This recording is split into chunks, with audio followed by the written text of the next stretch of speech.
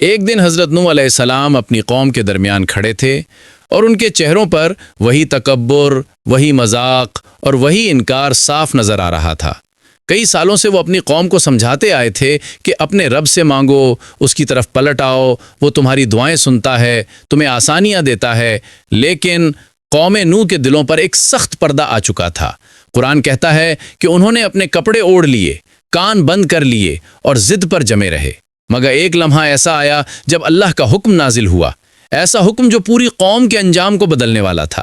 آسمان پر ایک غیر معمولی گھٹا چھا گئی، زمین کے اندر سے پانی ابلنے لگا اور اوپر سے بارش ایسے برسنے لگی جیسے غضب کی برسات ہو۔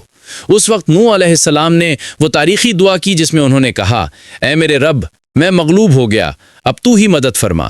اسی لمحے اللہ نے ان کو نجات کی کشتی بنانے کا حکم دیا۔ وہ کشتی اللہ کی حفاظت میں تھی، ایک مضبوط پناہ گاہ تھی، اور جو اس میں سوار ہو گیا وہ بچ گیا۔ لیکن قوم کا بڑا حصہ اس گھٹا کو دیکھ کر بھی نہیں سمجھا۔ وہ سمجھتے رہے کہ یہ عام بادل ہیں، مگر وہ نہیں جانتے تھے کہ اللہ جب فیصلہ کر دے تو بادل بھی عذاب بن جاتے ہیں، پانی بھی غضب بن جاتا ہے، اور ہوا بھی نوح بن کر قوموں کو الٹ دیتی ہے۔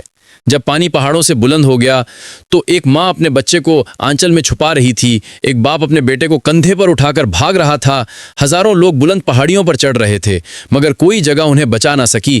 اللہ کے حکم سے صرف وہ محفوظ ہوئے جو ایمان میں سچے تھے، جو نوح کے ساتھ تھے، جو اللہ کی طرف پلٹ آئے تھے۔ اسی لیے کہتے ہیں کہ دعا قبول تب ہوتی ہے جب دل جھک جائے، زبان سچی ہو اور انسان اپنے رب کے سامنے ٹوٹ کر گر جائے۔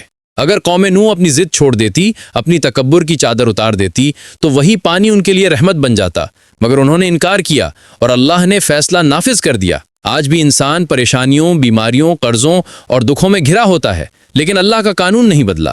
جو دل سے پکارے اس کی مدد آتی ہے، جو رو کر مانگے اس کے راستے کھلتے ہیں، جو اللہ کے سامنے جھک جائے اس کے لیے ہر سخت بادل، ہر ڈر، ہر مصیبت آسانی میں بدل جاتی ہے۔ اے میرے رب، جو یہ ویڈیو دیکھ رہا ہے، اگر وہ مشکل میں ہے، اس کی مشکل آسان کر دے۔ اگر وہ دعا مانگ رہا ہے تو اس کی دعا قبول کر۔ اگر اس کا دل بوجھل ہے تو اسے سکون عطا فرما۔ جیسے تو نے نوح علیہ السلام کو طوفان میں امن دیا، اسی طرح اسے اس کے مسئلے کی کشتی عطا فرما۔